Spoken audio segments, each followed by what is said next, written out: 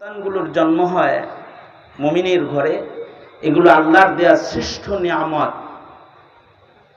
বলেন তো দেখি ভাই, টাকা পয়সার দাম বেশি না সন্তানের দাম বেশি? বাড়ি গাড়ির দাম বেশি না সন্তানের দাম বেশি? স্বর্ণ রূপার যত্ন মূল্য বেশি না সন্তানের মূল্য বেশি? সন্তান সন্ততি আল্লাহ পাকের দেয়া আজিম ও শান নিয়ামত। একটা সন্তান যদি কারোর ভালো হয় তো তার জিন্দেগি সফল হয়ে যায়, তার দুনিয়াও সুখের, কবরও সুখের, হাসরেও সে ভালো সন্তানের কারণে মর্যাদার আসন পাবে। সুবহানাল্লাহ বলে। একটা ভালো মানুষ কত দামি এতটুকুন বোঝানোর জন্য 1 মিনিট কথা। একটা ভালো সন্তান কতটুকুন দামি, একটা ভালো মানুষ কতটুকুন দামি। জমিনে যতদিন পর্যন্ত একজন ভালো মানুষের অবস্থান ও অস্তিত্ব থাকবে, লা তাকুমুস সাআ, কিয়ামত সংগঠিত হবে না। কয়জন? 10 জন? 10 জন? একজন ভালো মানুষ যদি জমিনে থাকে, যে আল্লাহর পছন্দ যে মানুষটাকে, এই মানুষটা একজনই সারা দুনিয়া ঠিক রাখার জন্য যথেষ্ট। সূর্য উদয় হবে, চাঁদ আলো বিতরণ করবে, পৃথিবীর নিজাম ঠিক থাকবে। যেদিন একজনও মানুষের মতো মানুষ থাকবে না, এই পৃথিবীর কোনো টাওয়ার মাওয়ার কোনো কিছু, আসমান জমিন কিছুই আল্লাহ পাক রাখবেন না। ইসরাফিলকে বলবেন, বাঁশি বাজায়া দাও, এবার কিয়ামতের সময় হয়ে গেছে। সুতরাং একজন ভালো মানুষের মূল্য আছে না নাই? জোরে আওয়াজ করে বলেন, আছে না নাই? একজন ভালো মানুষের অনেক দাম না? তাইলে তার মানে একটা ভালো মানুষই পৃথিবীর অস্তিত্ব ঠিক রাখার জন্য যথেষ্ট। আর একটা খারাপ মানুষ সারা দুনিয়া বরবাদ করার জন্য যথেষ্ট। সারা দুনিয়াতে খারাপ লোক যেগুলো ছিল, একাই দুনিয়া বরবাদ করে লাইছে। যেমন নমরুদ, যেমন সাদ্দাত, ফেরাউন, একাই সারা দুনিয়া নাপাক করে ফেলাইছে।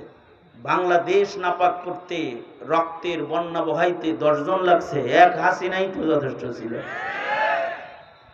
এক হাসিনার উৎপাতে গোটা দেশে রক্ত ঝরেছে। খারাপ মানুষ বেশি লাগে না, খারাপ মানুষ একাধজনই অশান্তির জন্য যথেষ্ট হয়ে যায়। আর ভালো মানুষ একাধজন জাতির মুক্তির কান্ডারি হয়ে যায়। আল্লাহু আকবার, জোরে করে বলেন। যেমন শেখুল ইসলাম আল্লামা আহমদ শফি 2 জন লাগে, একটাই তো যথেষ্ট ছিল। আল্লামা জুনায়েদ বাবনগরী জাতির ইমানি কথা বলার জন্য একাই যথেষ্ট ছিল, ঠিক না? সামনেও তাদের জানেশিন একাধজন একাই যথেষ্ট হয়ে যাবে সারা দুনিয়ার জন্য। 2 জন লাগবে না, একজনে আওয়াজ দিবে, গোটা দেশ তার পিছনে ছুটতে থাকবে। ভালো মানুষ, আদর্শ মানুষ, আদর্শ সন্তান কার ঘরে হইব, কার ঘরে দিব আল্লাহ, এটা কে জানে? জোরে আওয়াজ করে বলেন, কে জানে? বলেন তো, আমাদের ঘরে যে সন্তানগুলো দেয়, এগুলো কি আমাদের যোগ্যতায় হয় না আল্লাহ দেয়? ছেলে দেয় কে? এগুলো ইমানি কথা। এইগুলো যদি সন্তানদেরকে ভালোভাবে বসায় দেওয়া যায়, তাহলে কবর পূজা, মাজার পূজা, দরগা পূজা বন্ধ হয়ে যায়। বলুন তো, ছেলে মেয়ে সন্তান সন্ততি কে দেয়? পীর বাবার কাছে সন্তান পাওয়া যায়? খাজা বাবার কাছে? মাজারে, কবরে সন্তান কে দেয়? আওয়াজ করে বলেন, কে দেয়? আল্লাহ দেয়। ছেলে দেয় কে? মেয়ে দেয় কে? দুটোটা দেয় কে? আর বঞ্চিত করে স্বামী স্ত্রীকে সন্তান বিহীন রেখে দেয় কে?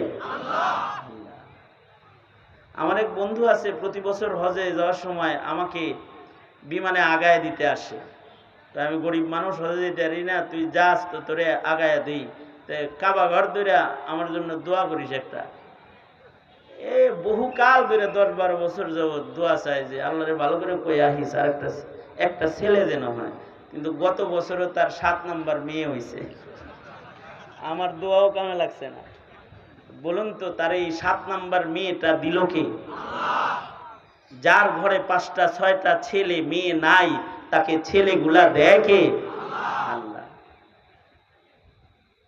যেহেতু আল্লাহ পাক সন্তান দাতা, তাই প্রত্যেকটা মুমিন আল্লাহর কাছে বলবে, ওগো আল্লাহ, তুমি আমাকে আমার নসলে ভালো সন্তান দান করো। সন্তান তো তুমি দিবা। ওগো আল্লাহ, আমার ঘরের সন্তান দামি সন্তান দাও, যে সন্তান আমার সুখের কারণ হবে, যে সন্তান আমার জন্য কল্যাণের হবে। ওগো আল্লাহ, এমন সন্তান দাও যেটা দেখলে পরে আমার চোখ শীতল হবে। এমন সন্তান আমায় দিবা না যে সন্তান দেখলে আমার চোখের অশ্রু ঝরবে। ওগো আল্লাহ, এমন সন্তান আমাকে দাও যে সন্তান দেখলে আমার হৃদয় ঠান্ডা হয়ে যাবে। এমন সন্তান আমাকে দাও যে সন্তান নেককারদের সর্দার হবে। মদখোরদের সর্দার দিও না, গাঞ্জটিগোর সর্দার দিও না, চাঁদাবাজদের সর্দার দিও না, খুনিদের লিডার সর্দার দিও না। ওগো আল্লাহ, তুমি আমাকে এমন সন্তান দান করো যে সন্তান হবে মুত্তাকিদের সর্দার। এই কামনা সব মুসলমান করবে কার কাছে? জোরে বলেন, কার কাছে করবে? কে করবে? খালি আমি করবো, হুজুর করবো, 2-4 জন টুপিওয়ালা আর পাঞ্জাবিওয়ালা দাড়িওয়ালা করবো না, সবাই করবে। এটা কার পছন্দ? সব মুমিনরা এই দোয়া করবে, এটা আল্লাহর পছন্দ। এখন কথা হলো, দোয়া করলেই যে পাইবো তাও না। দোয়া হবে সারা জনম, নাও পাইতে পারে। যদি খালি দোয়া করে না পায়ও, তাতেও 2টা পুরস্কার আছে। 1 নাম্বার পুরস্কার, হাসরের মাঠে আল্লাহর নির্বাচিত ইবাদুর রহমানদের দলে আল্লাহ খুশি হইয়া দোয়ার কারণে তার নাম উঠাইয়া দিবে। 2 নাম্বার হলো, দোয়ার কারণেও মহান আল্লাহ জান্নাত দিবে। উলাইকা ইউজজাউনাল গুরফাতা বিমা সাবারু ওয়া ইউলাকাউনা ফিহা তাহিয়াতাও ওয়া সালামা। দোয়ার বরকতে আল্লাহ তাআলা জান্নাতের পুরস্কার দান করবে। জান্নাতের সাদর সম্ভাষণ তাকে মহান আল্লাহ দান করবেন। শুধুই মাত্র এই দোয়া করলে আল্লাহ দোয়াটাও শিখায়া দিতেছেন বান্দাকে। আল্লাহ পাক বলেন, তুমি এই আলফাজে দোয়া করবা, ওয়াল্লাযীনা ইয়াকুলুন রব্বানা হাব লানা মিন আজওয়াজিনা ওয়া যুররিয়াতিনা কুররাতা আ'য়ুন ওয়াজআলনা লিল মুত্তাকিনা ইমামা। দোয়াটা কি হবে তাও আল্লাহ নিজে শব্দগুলো বান্দাকে শিখায়া দিলেন, যে দোয়াটা এমনি করবা আমার কাছে। আমার সাথে দোয়াটা পরিচিত দোয়া, সকলে মিলে আওয়াজ করে বলেন। নুরানির ছাত্রকে মতো জোরে করে বলবেন, যাতে যাগর ভুল আছে তাগর ভুল যেন সোজা হয়ে যায়। জোরে বলেন, রব্বানা। এর চাইতে জোরে পারেন না? ধানের শীষ নৌকা এর চাইতে জোরে কোন না? দোয়া আসতে কোন কে? জোরে বলেন, রব্বানা হাবলানা মিন আজওয়াজিনা ওয়া যুররিয়াতিনা। যুররিয়াতিনা না, যুররি জাল পড়েন, যুররিয়াতিনা। রব্বানা হাবলানা মিন আজওয়াজিনা। এখানে যা পড়েন, আজওয়াজিনা ওয়া যুররিয়াতিনা কুররাতা আ'য়ুন কুররাতা আ'য়ুন ওয়াজআলনা লিল মুত্তাকিনা ইমামা। এই শব্দগুলো শিখাইছেন কে? জোরে বলেন, আরো জোরে বলেন। তার মানে শব্দগুলো আল্লাহর পছন্দের না অপছন্দের? হ্যাঁ, আল্লাহর অনেক পছন্দের। যে বান্দা আল্লাহর কাছে এই শব্দে দোয়া চাইবে, তাহলে সে হবে ইবাদুর রহমান, সে হবে আল্লাহর জান্নাতের মেহমান। শব্দগুলো শিক্ষা দিয়েছেন কালেমা শিক্ষা দেই না, সন্তান এই শব্দ শিখবে কোত্থেকে? বর্তমান প্রজন্ম তো এখন কালেমা পড়তেও পারে না, কালিমায় শাহাদাত পড়তে পারে না, সূরাতুল ফাতিহা পড়তে পারে না। 4 রাকাত নামাজের ছোট ছোট 4টা সূরা মুসলমানের সন্তান এখন পারে না। ইল্লা মাশাআল্লাহ, যারা মক্তবে যায় শিখালয় পার্সেন্টটা খুব কম। এটা 10-20-তে যাওয়া কঠিন, 80% পারে না, এরকমই বেশি। এর কারণ হলো আমাদের প্রজন্মের এই ক্ষতিটা দীর্ঘদিন ধরে সরকারি আয়োজনে হয়। লাগাতার 20 বছর এই ক্ষতি করেছে আওয়ামী লীগ, লাগাতার 20 বছর। স্কুল কলেজ সব ধর্মশূন্য করে ফেলেছে। ধর্ম শিক্ষাটাকে বানাইছে ঐচ্ছিক শিক্ষা। এটা পাশ করলেও পাস, ফেল করলেও পাস। আচ্ছা, কোন শিক্ষা যদি আমার প্রজন্মের কাছে এরকম থাকে যে এটা ফেল করলেও পাস, ওইটা পড়বো? হ্যাঁ, ধর্মে ফেল করলেও পাস, পাস করলে কোনো লাভ নেই। চিন্তা করবে এটা পড়ে তো লাভ নাই, অঙ্ক পরীক্ষা বীজগণিত ওটা পড়ুন না। এই কোরআন মেরেছে আমাদের পায়ে, শুধু এতটুকুন মারলেই তো তাও কিছু থাকতো। শিক্ষা সিলেবাস কেটে মশলা বানায় ফেলছে এটাকে। এই সিলেবাসের না নাক আছে, না কান আছে, না চোখ আছে, না হাত পা আছে, না এর কোনো সুরত আছে।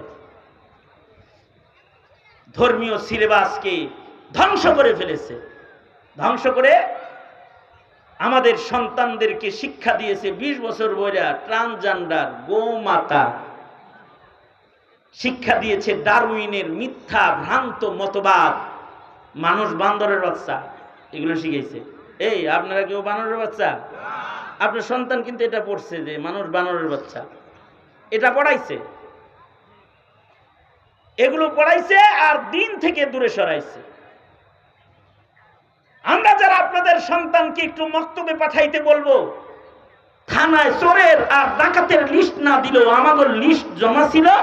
এখন যদি আওয়ামী লীগ সরকার ক্ষমতায় থাকতো, ভুয়াপুরে আমাকে আনতে হলে ওসির পা ধরে বসে থাকা লাগতো। যারা জাতিকে দিনের কথা বলবে তাদের মুখে তালা। এরপরেও যখন আমরা জোর করে কথা বলে ফেলেছি, তো আমাদের নামে দিছে মামলা। এক একজনের নামে 15টা 20টা করে মামলা। আমি অসুস্থ রোগী, আমার এই সাইড পচে গেছিল, আমি 4 মাস সোজা হয়ে শুইতে পারি নাই, বসে বসে ঘুমাইছি।